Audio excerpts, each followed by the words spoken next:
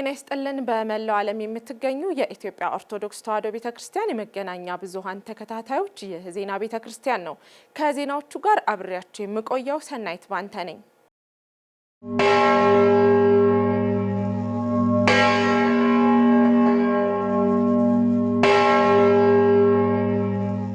ወደ ቀዳሚ ዜናችን ስናልፍ ብፁዕ ወቅዱስ አቡነ ማትያስ ቀዳማዊ ፓትርያርክ ርዕሰ ሊቃነ ጳጳሳት ዘኢትዮጵያ ሊቀ ጳጳስ ዘአክሱም ወዕጨጌ ዘመንበረ ተክለ ሃይማኖት በአርሲ ሀገረ ስብከት በምዕመናንና በጥንታውያን አድባራት ላይ የደረሰውን ጥቃት በጽኑ አወገዙ። የጸጥታ አካላትም ጥቃቱን በአስቸኳይ እንዲያስቆሙ ጥሪ አቅርበዋል። ሰላም አንባይ በአርሲ ሀገረ ስብከት ስር በሚገኙ የተለያዩ ወረዳዎች ውስጥ በመንፈስ ቅዱስ ልጆችና በጥንታውያን አድባራት ላይ የደረሰውን አሰቃቂ ጥቃት፣ ግድያና መፈናቀል የኢትዮጵያ ኦርቶዶክስ ተዋሕዶ ቤተክርስቲያን በከፍተኛ ሐዘንና ቁጭት ማውገዟ ተገለጠ።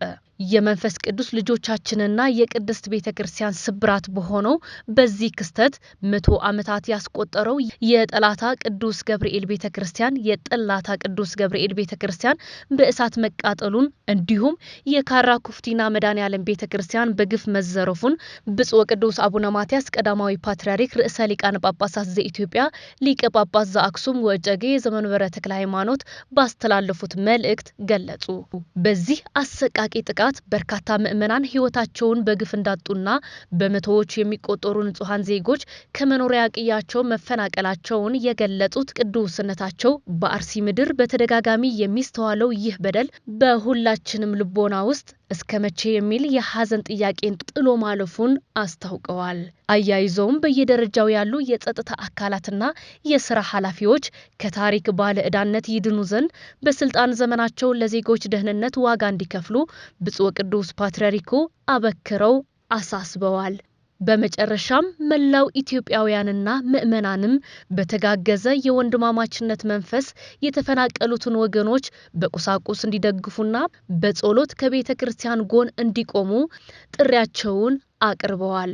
ቅዱስነታቸው አክለውም ቤተ ክርስቲያን ምንጊዜም ለሰላም፣ ለይቅርታና ለሰው ልጆች ክብር የምትቆም መሆኗን በማረጋገጥም ፈጣሪ ያረፉትን ነፍሳት በመንግስተ ሰማያት እንዲቀበልና የተጎዱትን በቸርነቱ እንዲያጽናና በመጸለይ አባታዊ የሐዘን መልእክታቸውን አስተላልፈዋል።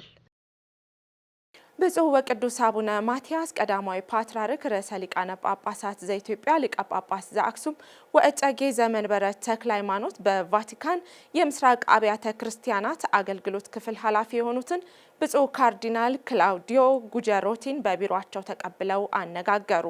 መምህር ጌታቸው በቀለ ግንቦት 25 ቀን 2018 ዓ.ም ብፁዕ ወቅዱስ አቡነ ማትያስ ቀዳማዊ ፓትርያርክ ርዕሰ ሊቃነ ጳጳሳት ዘኢትዮጵያ ሊቀ ጳጳስ ዘአክሱም ወዕጨጌ ዘመንበረ ተክለ ሃይማኖት በቫቲካን የምስራቅ አብያተ ክርስቲያናት ክፍል ኃላፊ የሆኑትን ብፁዕ ካርዲናል ክላውዲዮ ጉጀሮቲን በቢሮአቸው ተቀብለው አነጋገሩ።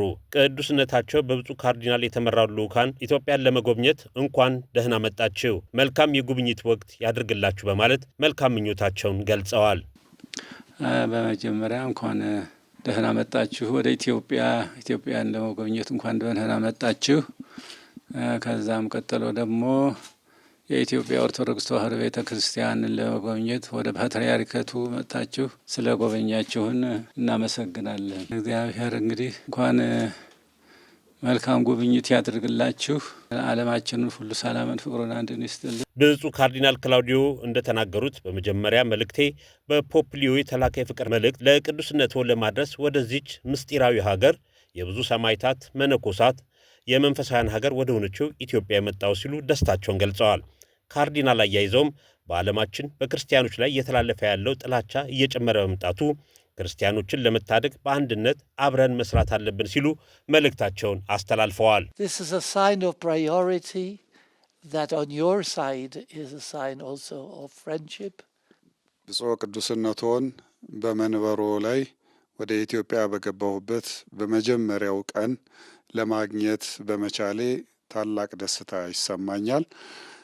ይህም በመጀመሪያው ዕለት እንዳገኘው ብፁዕ ቅዱስነቶን እንዳገኘው እድል ማግኘቴ ለኛ የተሰጠንን ቅድሚያ ክብር ያመለክታልና እጅግ በጣም ደስ ብሎኛል ስላገኘሁት። Deeply moved at the idea that I am on the land of martyrs, of monks, of people of very ancient civilization.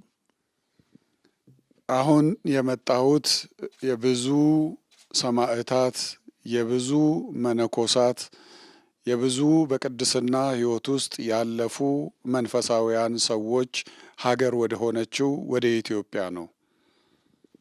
We live in a very strange world and in a very strange period. በጣም እንግዳ በሆነ ዓለም ላይ እንግዳ በሆኑ ክስተቶች መካከል እየኖርን እንዳለን እገነዘባለሁ። The hatred against the Christian is rising. በክርስቲያኖች ላይ እየተላለፈ ያለው ጥላቻ በጣም በከፍተኛ ሁኔታ እየጨመረ ነው የሚገኘው። Crazy politics unfortunately takes place all over the world. እንዳለመታደል ሆኖ በጣም አቅሉን ያጣ የፖለቲካ አካሄድ ዓለምን እየተቆጣጠራትም ይገኛል። Creating a disbalance of forces that puts Christianity in very big danger. የአቅሞች በተለያየ መንገድ መዛባት ክርስትናን በጣም ከፍተኛ አደጋ ላይ እየጣለው እንደሆነ እንረዳለን። Your Holiness, we are very worried in the Vatican. ብፁዕ ቅዱስ አባታችን ይህንን በተመለከተ ቫቲካን ውስጥ ያለን ሁላችንም በጣም ከፍተኛ ሀሳብ ውስጥ ገብተናል። And we perceive more than ever that if we don't work together for the safety of the souls, this world might become crazy. ከዚህም በመነሳት አብረን በጥንካሬ መስራት ካልቻልን የክርስቲያኖችን ነፍሳት ለማዳን በጣም የምንቸገርበት ዓለም በጣም ወደ ተመሰቃቀለ ግራ ወደ ተጋባ መንገድ እየሄደች እንደሆነ እያየን ነው። በመጨረሻም ቅዱስነታቸው እንደተናገሩት ዓለማችን ተናውጣለች። ሁላችንም በችግር ውስጥ ያለ ነው። በዚህ ወቅት በህብረት መስራት፣ መነጋገር አስፈላጊ ጉዳይ ነው። እኛ ክርስቲያኖች ያለን መሳሪያ ጸሎትና ምህላ ብቻ ነው ሲሉ አባታዊ መልእክታቸውን አስተላልፈዋል። ሰላም የለም፣ እንደገና ዓለሙ ሁሉ ተናውጧል አሁን እና በዚሁ ምክንያት ሁላችንም ትልቅ ሀሳብ ይዞናል። ሁላችንም ችግር ላይ ነው ያለ ነው፣ ሀሳብ ላይ ነው ያለ ነው። በዚህ ወቅት በህብረት መስራት፣ ክርስቲያን ከክርስቲያን ጋር መገናኘት፣ መመካከር እና ምንድን ነው የሚያዋጣው፣ ምንድን ነው የሚሻለው ብሎ መነጋገሩ ወቅታዊ ሁኔታ ነው። እኛ ክርስቲያኖች ሃይማኖታውያን የሆኑ ሰዎች ያለን መሳሪያ ጸሎትና ምህላ ብቻ ነው። ሌላ የምናደርገው ብዙ ነገር የለም እና ጸሎት ያስፈልጋል።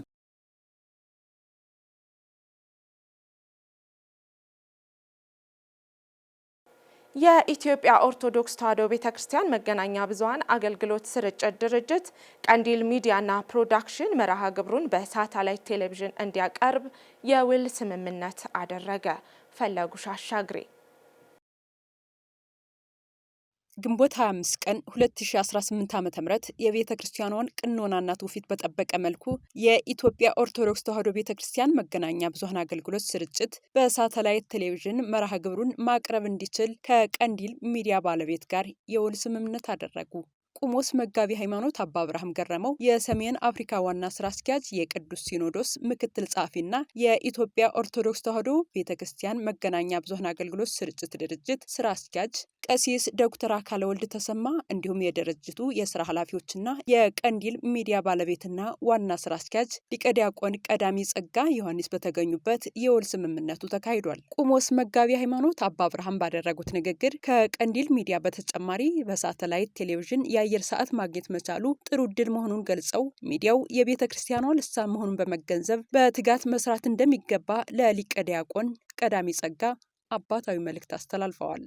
ለሚያገለግሉ ሌሎቹም እንደ ቀንዲል ሚዲያ ሌሎች የቤተክርስቲያን ሚዲያዎች በር የሚከፍት ነው፣ የሚያነሳሳ ትልቅ ነገር ነው። ከዚህም ጋር ደግሞ ቀንዲል ሚዲያም የተሰጠው ኃላፊነትና እድልም ደግሞ ከምንም በላይ ትልቅ ነው። ይሄ እንዲሁ አልመጣም፣ በብዙ ድካም በብዙ የስራ ውጤት ነው። ነገር ግን ደግሞ አሁን የበለጠ በትጋት መስራት እንደሚገባው ሚዲያው ይሄ ወደዚህ የመጣበት እድል ትልቅ ስለሆነ ከዚህ የበለጠ ነገር ደግሞ እንደምናይ ተስፋ እናደርጋለን። ቀሲስ ዶክተር አካለ ወልድ ተሰማ እንደገለጹት እስካሁን ከተለያየ ማህበራት ጋር እየሰሩ እንደሚገኙ በመግለጽ ሊቀ ዲያቆን ቀዳሚ ጸጋ በዩቱብ ላይ የሚሰራቸውን ፕሮግራሞች ስንመለከት መንፈሳዊ ይዘቱን በጠበቀ መልኩ የሚሰራ መሆኑን ስላመንበት አብረን ለመስራት ተስማምተናል ብለዋል። በማህበራት ደረጃም የእውቀት ማስፋፊያ ማህበርና አሜሪካን ሀገር የሚገኘው የባሕረ ጥበባት ሚዲያ በእኛ የሳተላይት ቴሌቪዥን ተካተው የሚተላለፉ ናቸው።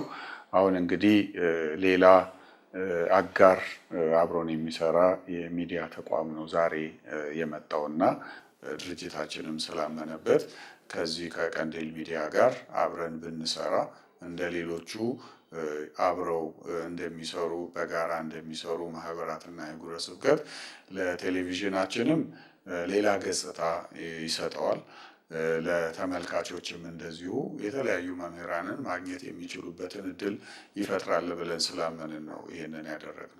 አክለውም ቀሲስ ዶክተር አካለ ወልድ በተለያየ ማህበራዊ ሚዲያዎች ላይ እየሰሩ የሚገኙ የቤተ ክርስቲያኗ ልጆች የድርጅታችን ሕግ በጠበቀ መልኩ ለመስራት ፈቃደኛ ለሆኑ ሁሉ በራችን ክፍት ነው ብለዋል። ሁሉም የቤተ ክርስቲያን መልእክት ለማስተላለፍ የተቋቋሙ ሚዲያዎች በጠቅላላ ወደ ሳተላይት ሚዲያው እንዲመጡ እንፈልጋለን። ወደ ሳተላይት ሚዲያው ሲመጡ ግን ያው ድርጅቱ የራሱ የሆነ ኤዲቶሪያል ፖሊሲ ያለው ያንን ተቀብለው ድርጅቱ የራሱ የሆነ የቅዱስ ሲኖዶስን መመሪያ የተከተለ የአርትዖት ስርዓት አለው።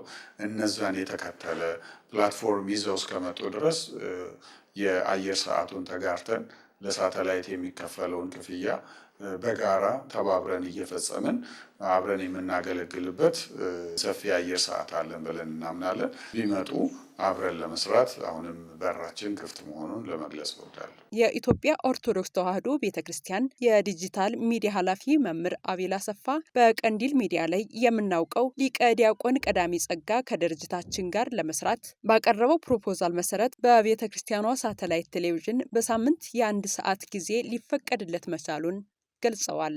ከዚህ ቀደም ቀንዲል ሚዲያ በዩቲዩብ የምናውቀው ነው።